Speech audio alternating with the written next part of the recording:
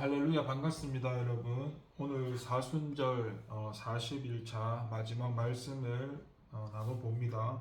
시편 31편 1절에서 5절의 말씀입니다. 여호와여 내가 주께 피하오니 나를 영원히 부끄럽게 하지 마시고 주의 공의로 나를 건지소서. 내게 귀를 기울여 속히 건지시고 내게 견고한 바위와 구원하는 산성이 되소서. 주는 나의 반석과 산성이시니 그러므로 주의 이름을 생각하셔서 나를 인도하시고 지도하소서. 그들이 나를 위하여 비밀이 친 그물에서 빼내소서. 주는 나의 산성이시니이다. 내가 나의 영을 주의 손에 부탁하나이다. 진리의 하나님 여호와여 나를 속량하셨나이다. 아멘. 여러분 오늘 이렇게 오전에 일찍 이렇게 시간 되는 청년들과 함께 봄 소풍을 다녀왔는데요. 이렇게 특별한 행사가 없으면 달마다 한 달에 한 번씩이라도 청년들이 이렇게 모임을 가져서 지속적으로 이렇게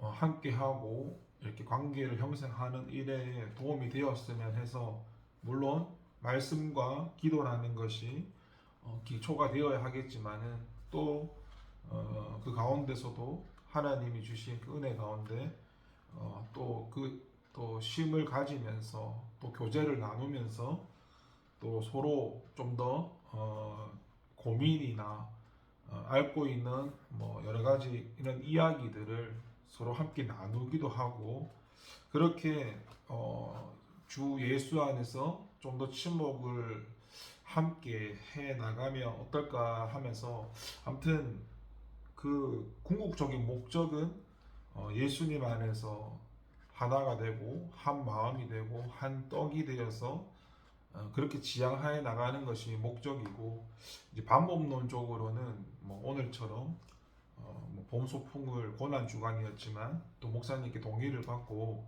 이렇게 다녀오게 했는데, 또 다 참석하지는 못했지만은 교회의 일의 우선순위라는 게 있잖아요.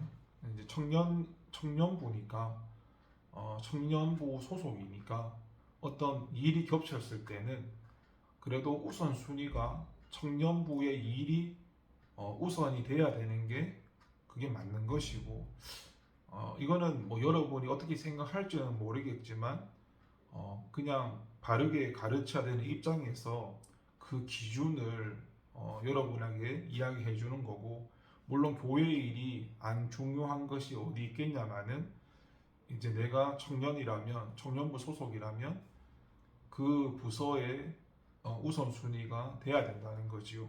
아무튼 그런 것을 여러분이 좀 참고하면서 이제 일을 해 주셨으면 좋겠고, 시편 31편 오늘 말씀을 1절에서 5절 나누는데, 이 31편은 하나님께 선택되고 기름 부음을 받아 신본주의적인 정통성을 가진 왕으로서 인본주의적인 탐욕에 젖은 자들의 도전과 공격으로 인하여 일생 동안 파란만장한 삶을 살아야 하였던 다윗이 원수들로 인해서 야기된 절박한 위기 상황에서 하나님께 구원을 호소한 그런 비탄 시입니다. 그러나 이 본 시는 그러한 절박한 상황을 전제로 하면서도 여호와 하나님에 대한 전폭적인 신뢰의 바탕 위에 여호와를 향하여 지금 시인이 당면한 위기에서의 조속한 구원을 호소하는 동시에 여호와께서 그의 간구를 들으시고 이루어 주실 것을 믿고 이것을 미리 감사하는 소원 선취적 신앙의 확신을 당당히 드러내고 있다는 점에서 신뢰의 찬양시라고도 할 수가 있습니다. 이러한 본시는 한마디로 하나님께 피하는 자를 위하여 쌓아두신 은혜를 사모하는 심령의 기도라고 할 수 있는데, 그 내용을 보다 구체적으로 살펴보면 다음과 같이 크게 두 부분으로 구분됩니다. 먼저 전반부 1절에서 18절에서는 인생으로서는 감당기 어려운 위기에서 걷잡을 수 없이 터져나온 호소와 간구가 평소 시인이 하나님을 향하여 갖고 있는 확고한 신앙의 다짐과 함께 뒤엉켜 나오고 있습니다. 이를 세분하여 보면 1절과 8절은 시인이 급박한 위기 상황에서 직면하여 죽게 피하며 울리는 신속한 구원의 간구와 절대 신앙 고백을 하고 있고 9절부터 13절까지는 원수들의 비방과 모욕으로 인한 영육 간의 고통과 탄식을 그리고 14절부터 18절은 고통에도 굴하지 않고 그렇게 올리는 구원의 강구를 언급하고 있습니다. 그리고 후반부 19절에서 24절에서는 비록 당장은 극한 상황의 위기가 종료되지 않았지만 과거 구원의 약속을 주신 하나님께 호소와 간구를 마친 다윗이 하나님께서 이미 자신의 기도를 들어주셨다는 선치적 신앙에 근거하여 하나님께 감사의 기도를 드리고 모든 성도들을 향하여 하나님을 찬양하도록 촉구하는 내용을 담고 있습니다. 이제 이 본시에서 오늘 저와 여러분에게 말씀하시는 우리가 얻을 수 있는 영적 교훈이라는 것이 무엇이 있는지 한번 살펴보려고 하는데 먼저 1절을 보니까 세상에서는 하나님의 백성에게 시련이 끊이질 않습니다. 1절 보시면 다윗은 여호와여 내가 주께 피하오니 나를 영원히 부끄럽게 마시고 주의 의로 나를 건지소서라고 호소하고 있습니다. 이러한 다윗의 호소가 시사하는 것처럼 본시는 다윗이 위기에 처하여 하나님께 구원을 호소한 비탄시입니다. 그런데 시편에 나오는 다윗의 시들을 보면 찬양시보다는 비탄시가 월등히 많은 것을 알 수 있습니다. 이러한 사실이 우리에게 시사하는 것이 무엇입니까?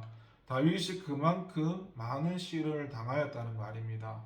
다윗은 수많은 대적들의 도전과 핍박으로 인하여 일평생 동안 시련의 세월을 보낸 사람입니다.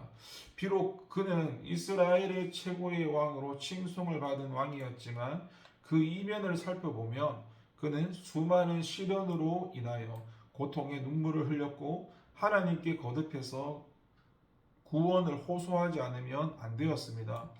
그렇다면 여러분, 다윗이 이렇게 수많은 시련 가운데 살아야 했던 이유가 무엇일까요?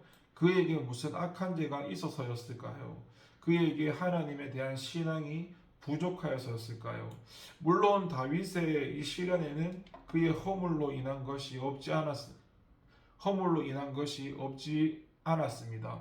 다윗도 인간인지라 연약함으로 인해서 죄를 범하였고 그로 말미암아 하나님의 징계를 받아 고통을 당하기도 한 것은 사실입니다. 하지만 그에게 일부 잘못이 있긴 하지만은 그는 그 누구보다도 하나님 앞에서 의로운 삶을 살았던 신실한 성도였습니다. 그는 하나님의 마음에 합한 사람이라고 불릴 만큼 경건한 사람이었습니다. 그런데도 그는 수많은 시련의 삶을 살아야 했던 건데요. 그가 당한 시련은 그의 허물과는 전혀 상관이 없는 것이었습니다. 사실 다윗이 시련 속에 살았던 것은 오히려 그가 의로운 자였기 때문입니다. 세상의 악한 자들이 다윗의 의로움을 시기하면서 그를 해하고자 하였고 그로 인해서 다윗에게는 시련이 따르게 된 것입니다. 다윗은 하나님의 사람이었습니다. 그런데 다윗을 사단이 기뻐할 리가 없습니다. 그래서 사단은 인본주의적 탐욕에 젖은 약한 자들을 충동질하여 다윗을 공격하게 한 것입니다. 사단은 다윗이 하나님 앞에서 의로운 삶을 살고 하나님을 기쁘시게 하면 할수록 더욱 극심하게 그를 공격하였습니다. 때로는 은밀한 유혹으로, 때로는 대적들을 통한 핍박으로 다윗을 공격하여 그를 쓰러뜨리려고 하였습니다. 그러니 다윗에게 시련이 그칠 날이 있었을까요? 다윗은 연신 하나님께 구원을 호소하지 않으면 안 되는 위기 가운데 살아야만 하였습니다. 여러분, 이것은 다윗만의 문제가 아닙니다. 세상에서 다윗과 같이 하나님 앞에서 의로움을 지키며 살고자 하는 사람에게는 모두 다윗에게 임한 것과 같은 시련이 임하게 마련입니다. 의롭게 살고자 하면 할수록 성도는 더욱 시련을 당하게 됩니다. 물론 하나님은 성도들을 지켜주십니다. 사단의 사주를 받은 자들의 공격을 친히 막아주십니다. 성도들이 악의 세력이 들끓는 세상에서 이나마 살아갈 수 있는 것은 하나님의 보호가 있기 때문입니다. 만일 하나님이 보호하시지 않는다면 우리는 한시도 세상을 살아가기 어려울 것입니다. 그럼에도 성도는 세상에서 완전하게 시련을 피하지는 못합니다. 많은 성도들이 왜 하나님을 믿지 않는 사람들은 비교적 평온한 삶을 살아가는 반면 성도들에게 문제가 끊이지 않는지 의구심을 갖습니다. 그러나 그 이유는 간단한데 사단은 자기의 백성을 괴롭히지 않습니다. 그래서 하나님을 믿지 않는 자들은 사단의 백성으로 살아가는 동안에 큰 어려움을 만나지 않게 됩니다. 사단의 백성으로 살아가는 자들은 마지막 때에 사단과 함께 영원한 멸망에 처해질 것이지만 적어도 세상에서는 사단의 그런 비호 아래 비교적 평온한 삶을 살게 됩니다.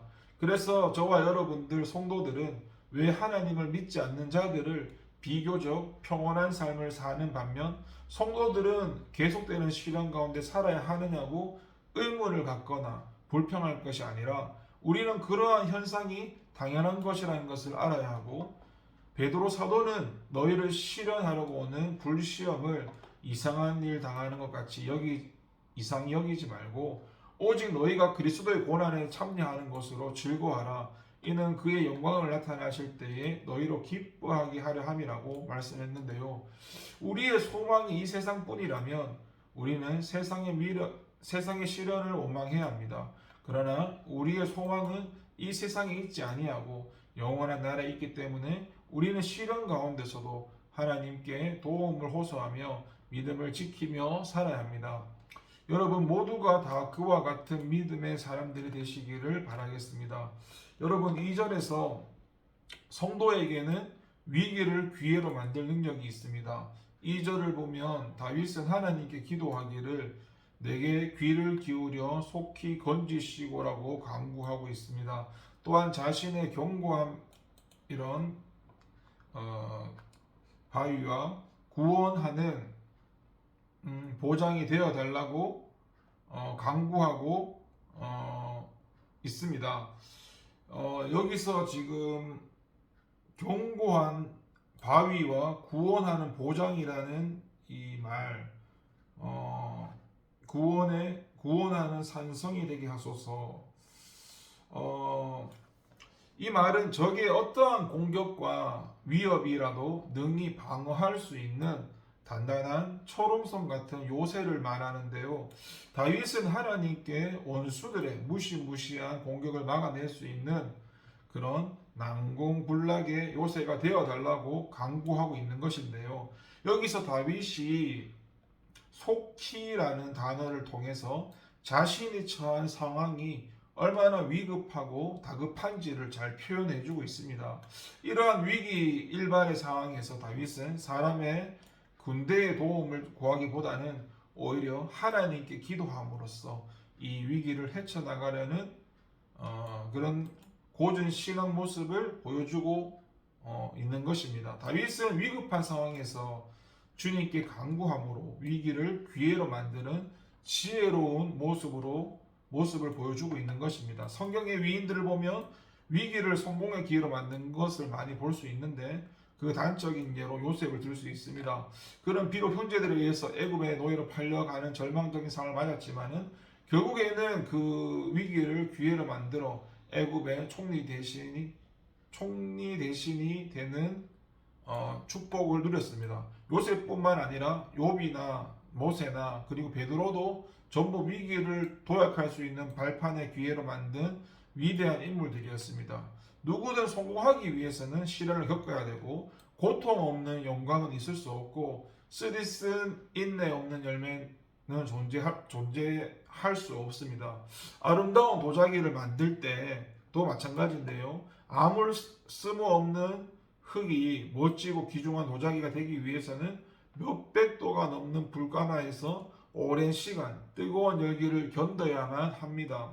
성경은 이에 대해서 말하기를 너희 믿음이 믿음의 시련이 불로 연단하여도 없어질 금보다 더 귀하여 예수 그리스도에 나타나실 때에 칭찬과 영광과 존귀를 얻게 하려 함이라고 했는데요. 그래서 주님을 믿는 성도들은 마치 쓰러져 망할 것 같은 위험한 일들을 만날 때 기뻐하고 즐거워해야 됩니다. 왜냐하면 그것은 큰 성공의 기회를 제공하는 하나님의 시험이기 때문입니다. 그렇다면 이 길을 기회로 만드는 방법이 무엇일까요? 그것은 그렇게 어렵거나 복잡하지 않는데 사람들은 신앙의 위인들이 뭔가 대단하고 특별한 새로운 방법을 가지고 있는 것처럼 생각하기도 하고 일반인들과는 다른 특출한 사람인 것 같이 생각하기도 하지만 실상 성경을 유심히 읽어보면 그들도 우리가 똑같은 사람이라는 걸 알 수 있고 사도 바울이 자신이 평범한 사람임을 나타내기 위해서 말하기를 가로되 여러분이여 어찌하여 이러한 일을 하였느냐 우리도 너희와 같은 성령을 가진 사람이라 너희에게 복음을 전하는 것이 이 헛된 일을 버리고 천지와 바다와 그 가운데 만유를 지으시고 살아계신 하나님께 돌아오라 함이라고 하였는데요. 이 말은 위대한 신앙과 믿음은 누구에게나 다 열려있다는 것을 나타내 주고요. 성경의 진리는 언제나 평범하고 누구나 실천할 수 있는 것들이고 내가 사람의 힘과 권력을 의지하지 않고 주님만을 의지한다면 주님께 보여드리면 의지한다는 것을 주님께 보여드리면 되는 것이죠. 그 방법은 바로 순수한 믿음의 기도밖에 없고 이것이 바로 위기를 기회로 만드는 다윗의 방법이었고요. 여러분 환란이 다가올 때 저와 여러분들에게 시련은 있을 수 있으나 실패는 없다는 것을 명심하시기 바랍니다. 도리어 하나님께 기도함으로 환란을 성공의 기회로 만드는 위대한 지혜와 위대한 신앙을 소유할 수 있는 성도들이 되시기를 바랍니다. 계속해서 3절에서 성도는 하나님의 이름을 함부로 사용해서는 안 되는데 3절에서 다윗은 하나님께 나를 인도하시고 지도하시길 바라며 간구하는데 이 이유를 주의 이름을 위해서 라고 말을 하고 있습니다. 여러분 만일 하나님을 절대적으로 의뢰하는 다윗이 대적들에 의해서 망하게 되면 어떻게 되겠습니까? 다윗이 부끄러움을 당하는 것은 물론 하나님 명예도 땅에 떨어질 것입니다. 하나님 영광이 실추되는 것이죠. 그래서 다윗은 하나님께 주의 이름의 영광을 위하여서라도 자신을 구원하여 달라고 간구하고 있는 것입니다. 하나님을 의지하는 자신을 구원하심으로 하나님의 이름이 수치를 당하지 않게 하시고 도리어 당신의 능력을 드러내심으로 대적 가운데서 영광을 얻으시기를 간구하고 있는 것이죠. 특별히 여기서 다윗은 주의 이름이라는 말을 사용함으로써 그가 얼마나 하나님의 이름을 소중히 여기고 영광스럽게 여기고 있는가를 보여줍니다. 참으로 다윗에게 있어서 하나님의 이름은 지극히 영광스러운 것이었고 그리고 이는 그 비단 다윗에게만 해당하는 것이 아니었고 예로부터 이스라엘 사람들은 성경을 읽을 때 여호와라는 하나님의 이름이 나오면 그대로 읽지를 못하고 주님을 뜻하는 아도나니아로 고쳐서 읽었습니다. 이유가 하나님의 거룩한 이름이 여호와를 인간의 부정한 입에 담을 수 없다는 의도였고 결국 이스라엘 백성들은 나중에는 여호와를 어떻게 발음해야 하는가를 잃어버릴 정도였고 이스라엘 백성들의 하나님의 이름에 대한 이러한 태도는 지나치게 의식적인 측면이 없지는 않지만 하나님의 이름을 거룩하게 여기고 함부로 입에 담지 않으려 한 그들의 태도만은 높이 살만합니다. 여러분 오늘날 현대인들은 얼마나 하나님의 이름을 가볍게 여기고 함부로 사용하는지 모릅니다. 미국에서는 예수님을 뜻하는 지저스 크리스트를 무절제한 감탄사로 남발함으로써 결국 욕이 되고 말았습니다. 욕이 되게 하였는데 이는 하나님의 이름을 두렵게 여기고 함부로 입에조차도 올리지 않는 이스라엘 사람들의 신앙과는 달리 주님의 영광된 이름이 두려움 없이 함부로 사용하여 그 결국엔 상스러운 욕이 되게 한 대표적인 신뢰입니다. 물론 주님의 이름을 너무 부르지 않는다면은 신앙의 대상에 혼란이 생기는 경우 초래할 수가 있는데 그러나 성도들은 이렇게 하나님의 이름을 함부로 사용하여 하나님의 이름을 욕되게 만들어서는 안 되는 것이죠. 성경은 너는 너의 하나님 여호와의 이름을 망령되이 일컫지 말라. 나 여호와는 나의 이름을 망령되이 일컫는 자를 죄 없는 줄로 인정하지 않는다라고 경고했고요.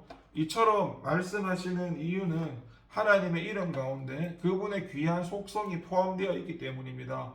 여호와라는 주님의 이름에는 주님의 속성인 스스로 있는 자라는 의미가 있고, 따라서 주님의 이름을 경망스럽게 사용하는 자는 주님의 이런 속성을 절망스럽게 모욕하는 무지한 자로 정죄된다는 걸 알아야 되고, 비등한 예로서 어느 자식이 함부로 아버지 이름을 불러가며 장난을 하겠습니까? 그냥 아버지로 부르니까, 아니면 아빠 정도로 부르니까 그쳐야지 함부로 아버지 이름을 부르진 않습니다. 만약 그렇다면 아주 버릇없고 무례한 사람으로 평가될 것이고, 하물며 육신의 아버지와는 비교할 수 없을 정도로 거룩하신 주님의 이름을 함부로 입에 올리셔야 되겠습니까?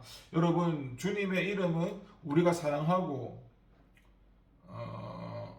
두려워하고 소중히 여겨야 할 대상이지 함부로 입에 올리거나 감탄사로 쓸 수 있는 대상이 아닙니다. 그러므로 주님의 이름의 영광에 합당한 존귀를 돌려드리는 귀한 저와 여러분 되기를 간절히 소망해 봅니다.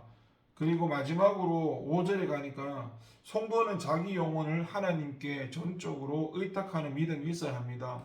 다윗은 5절에서 지금 자신의 영을 주님의 손에 부탁한다는 노래를 하는데, 이는 예수님께서 십자가에서 돌아가실 때 아버지여 내 영혼을 아버지 손에 부탁하나이다 라고 하셨던 기도를 연상케 하게 하는 구절입니다. 다윗은 죽음의 무렵이 다가오는 극한 상황에서 자신의 모든 것을 전적으로 하나님께 의탁했다는 말은 믿음의 기도를 드렸다는 것이고, 다윗은 자신을 부분적으로 하나님께 맡겼던 사람이 아니었고, 그는 위급할 때나 평상시에나 언제든지 자신의 육신과 영혼을 하나님께 의탁하였던 위대한 믿음의 사람이었고, 그 믿음은 수천 년이 지난 오늘날에도 세계 각국의 많은 성도들에게 큰 감동과 도전을 주고 있고, 우리는 이 본문의 말씀을 통해서 육신뿐만 아니라 영혼마저도 하나님께 맡겨드리는 다윗의 소중한 믿음을 본받아야 합니다. 여러분, 성도라면 누구나 두 개의 세계에서 살아가게 됩니다. 하나는 영적 세계라 불리는 경건하고 고차원적인 세계이고, 또 하나는 세속적 세계라 불리며 육적이며 현세적인 저차원적인 세계입니다. 여러분, 성도는 영적인 세계와 육적인 세계 가운데 어느 하나에라도 치우쳐서는 안 됩니다. 두 개의 영역을 지혜롭게 적절하게 껴안을 수 있어야 되고, 그러면 우리는 우리의 영혼을 완전히 의탁하고 맡게 하는 곳은 우리의 창조주이신 하나님의 손임을 명심해야 됩니다. 육적 세계는 우리가 살아가고 봉사하며 사랑을 실천해야 하는 곳일 뿐, 우리의 영혼을 맡길 수 있을 만한 곳은 못 됩니다. 그렇다고 하여 육체적인 세계를 무시하자는 것은 아닙니다. 육적인 세계는 우리가 사랑하고 섬겨야 할 선행의 무대입니다. 반대로 영적인 세계는 우리의 영과 혼을 맡겨야 하는 하나님의 손이 계신 곳이고, 그래서 두세 사람이 똑같이 취급해서는 안 되고 그의 차이를 잘 인식해야 됩니다. 그렇다면 우리는 왜 하나님께 우리의 영혼을 전적으로 의탁해야 하는 것일까요? 그것은 창세기에 명확하게 나와 있습니다. 성경은 이에 대하여 여호와 하나님이 흙으로 사람을 지으시고 생기를 코에 넣으시니 사람이 생명이 된지라 라고 표현하고 있습니다. 즉 우리의 영혼은 하나님으로부터 나온 영원한 존재이므로 당연히 영원하신 하나님께 맡게 하는 것이고, 우리는 세상의 돈과 재물이나 화려한 쾌락에 자신의 영혼을 빼앗기지 않는 어리석음을 행치 않도록 주의해야 합니다. 왜냐하면 세상의 것들은 언젠가는 썩어 없어져 버릴 무가치한 것에 불과한데, 그런 것에 우리의 영혼을 빼앗기게 되면 우리의 영혼도 망하게 되는 것입니다. 영혼을 세상에서 맡기는 것은 마치 보석함에 넣어 흠집이 생기지 않게 보호해야 하는 고가 다이아몬드 돌무더기 속에 던져지는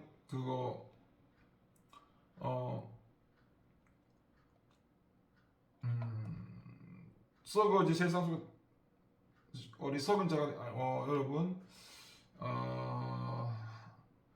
돌무더기 속에 던져지는 것과 같은 행위라는 것인데요. 썩어질 세상 속에 자신의 영혼을 맡기시는 자는 곧 자신의 가치를 평가 절하시키는 어리석은 자가 되는 것을 우리는 알아야 되고요. 여러분 부디 저와 여러분은 세상의 화려함과 아름다움에 자신의 영혼을 빼앗기지 않도록 노력하시기 바라고, 오히려 순간순간마다 하나님을 생각함으로 나의 육신과 영혼마저도 하나님 손에 의탁하는 귀한 하나님의 자녀들 되시기를 소망하고 바라겠습니다. 기도하겠습니다. 하나님 감사합니다. 사순절 기간 동안에 주님의 십자가를 묵상하고 그렇게 하게 하심을 감사합니다. 하나님 무엇보다 은혜에 메말라 있는 저와 여러분들 청년들을 기억해 주시고, 주님 다시 한번 주님의 손길 가운데 은혜 가운데 주님께 달려나갈 수 있는 저희가 될 수 있도록 도와주시고, 하나님 우리에게 지혜 주시고 하나님 도와주시옵소서. 감사드리고 예수님의 이름으로 기도를 드립니다. 아멘.